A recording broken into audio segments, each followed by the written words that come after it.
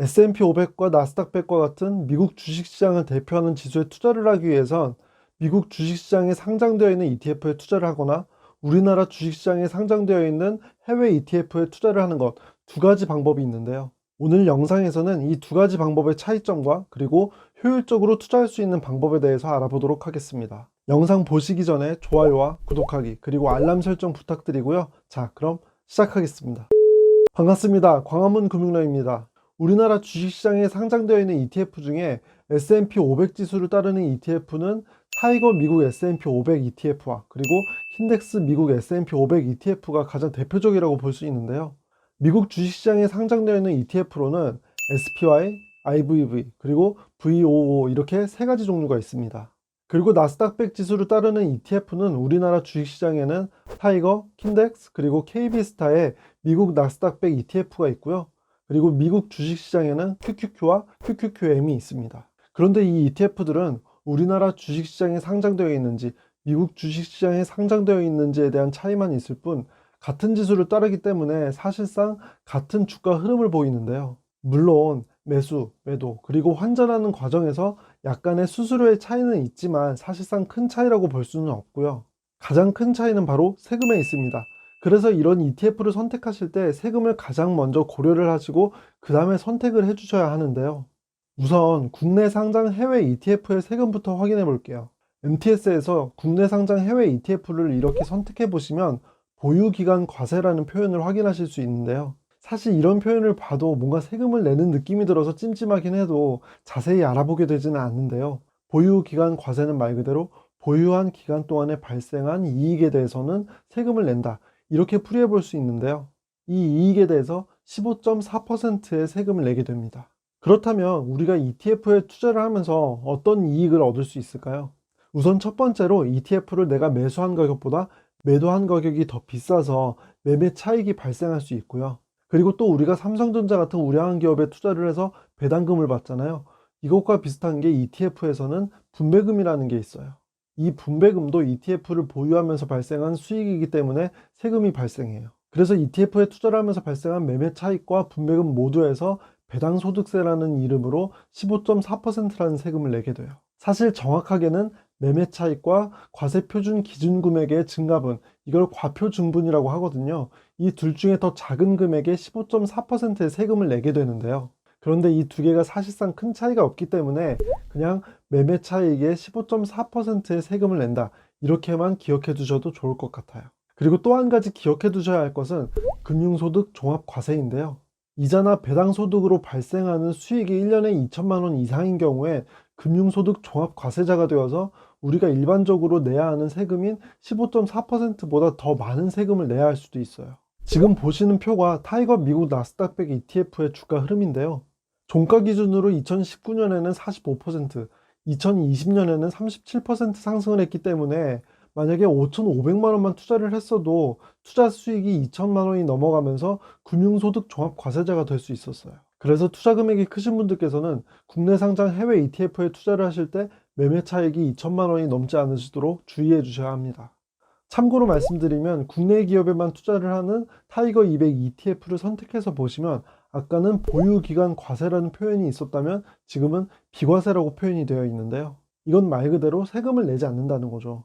아직은 매매 차익에 대해서 세금을 내지 않는 국내 주식과의 형평성을 맞추기 위해서 국내 기업에만 투자를 하는 ETF에는 매매 차익에 세금을 내지 않고 있어요. 그래서 비과세인 거고요. 하지만 국내 ETF에서 발생하는 분배금에서도 15.4%의 세금이 부과된다는 점 참고해 두시면 좋을 것 같아요. 다음은 미국 직투를 보실게요. 미국 직투는 매매 차익에 대해서 22%의 세금을 내고요. 분배금에 대해서는 15.4%의 세금을 내요. 제가 앞에서 국내 상장 해외 ETF의 매매 차익에 대해서 15.4%의 세금을 낸다고 했잖아요. 그러면은 국내 상장 해외 ETF에 투자를 하는 게 세금에 있어서 해외 직투를 하는 것보다 더 저렴한 거 아니냐, 이렇게 생각이 드실 수도 있겠죠. 하지만 여기서 한 가지 더 생각해 보셔야 할 것은 미국 직투는 매매 차익의 250만 원까지는 비과세라는 거예요. 아, 역시 세금 문제가 들어가니까 여러모로 복잡한 게 좀 있죠. 그러니까 예를 들어서 내가 미국 직투를 해서 300만 원의 매매 차익이 발생하면 여기서 250만 원까지는 세금을 내지 않고요. 이 250만 원에서 초과분으로 발생한 50만 원에 대해서만 22%의 세금을 내는 거예요. 아무래도 이렇게 250만 원까지 세금을 내지 않으니까 장점이라고 볼 수 있겠죠. 그리고 미국 직투의 또 다른 장점은 바로 손익이 통산된다는 점인데요. 예를 들어서 내가 미국 주식 A에서 1000만 원의 수익이 났고 B라는 주식에서 700만 원의 손실이 났어요. 그러면 이 두 개를 합치면 300만 원 수익인 거잖아요. 세금을 낼 때 이렇게 전체 수익인 300만 원에 대해서 세금을 낸다는 게 손익이 통산된다는 거예요. 반면에 국내 상장 해외 ETF는 손익이 통산되지가 않는데요. 여러 주식에 투자를 하는데 손익이 통산되지 않으면 세금을 더 많이 낼 수 있는 거죠. 지금까지 설명드린 내용을 정리해보면 국내 상장 해외 ETF는 매매 차익의 15.4%의 세금을 내고요. 해외 직투는 22%의 세금을 냈어요. 그런데 해외 직투는 매매 차익의 250만 원까지는 비과세였고, 그리고 손익이 통산된다는 장점도 있었어요.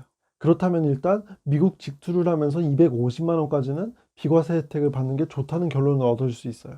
그 다음에는 절세 혜택을 주는 계좌를 이용해서 국내 상장 해외 ETF에 투자를 하는 건데요. 절세 혜택을 주는 계좌에는 가장 대표적으로 연금저축계좌와 IRP, 그리고 ISA 이 세 가지가 있어요. 연금저축계좌와 ISA에 대한 상세한 내용은 지금 화면에 띄워드리는 양옆의 영상을 참고해 보시면 도움이 되실 것 같고요. 계좌를 이용하시면서 유의하실 점도 다뤘으니 영상 꼭 참고해 보시기 바랍니다. 직장인분들이나 종합소득세를 납부하시는 사업자분들께서는 연금저축계좌로 400만원, 그리고 IRP 계좌로 300만원까지 세액공제 혜택을 받으실 수 있고요. 그리고 연금 개시 시점까지 세금을 내지 않으실 수도 있어요. 그러면 결국 재투자하는 금액이 커지기 때문에 복리 효과를 극대화시킬 수 있다는 장점을 갖게 되고요.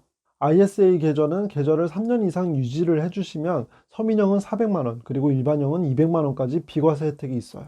그리고 이 한도를 초과하더라도 초과한 금액에 대해서는 9.9%의 세금을 내게 되니까 앞에서 말씀드린 15.4%보다도 세율이 더 낮은 거죠. 그래서 연금저축계좌와 IRP, 그리고 ISA 세 가지 모두를 활용해 보시면 좋을 것 같고요. 그래서 세액공제 혜택을 받으시고 연금을 받을 수 있을 만큼 길게 투자를 하실 수 있는 분들께서는 연금저축계좌와 IRP에 먼저 투자를 하시고 그 다음에 IS에 투자를 하시는 걸 고려해 보실 수 있어요. 반대로 너무 긴 투자 기간을 정하는 게 부담스러우신 분들께서는 연금저축계좌나 IRP 계좌를 통해서 투자를 하시는 것보다는 ISA 계좌를 통해서 먼저 투자를 하시는 게 좋고요.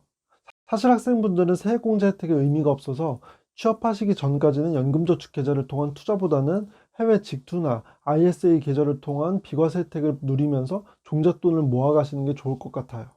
정리하면 오랫동안 투자를 하실 수 있는 자금이라면 연금저축계좌와 IRP 계좌로 국내 상장 해외 ETF에 투자를 하시면 좋고요. 3년 이상 운용할 수 있는 자금은 ISA 계좌를 활용하면 좋습니다. 그 외에는 250만 원까지 비과세 혜택을 받을 수 있는 해외 직투를 이용하고요. 그런데 저는 항상 말씀드리는 게 처음 주식 투자를 시작하시면 투자 금액을 늘리는 것에만 중요하게 생각하시는데 사실 투자 금액을 늘리는 것보다 더 중요한 것은 얼마나 오랫동안 투자를 하는가입니다. 그래서 오랫동안 투자하실 수 있는 자금으로만 주식 투자를 하시길 다시 한번 말씀드립니다. 저는 제 영상이 구독자 여러분들에게 행운을 가져다 드릴 수 있길 바랍니다. 오늘 영상이 좋으셨다면 좋아요와 구독하기 그리고 알람 설정 부탁드리고요. 영상 끝까지 시청해 주셔서 감사합니다.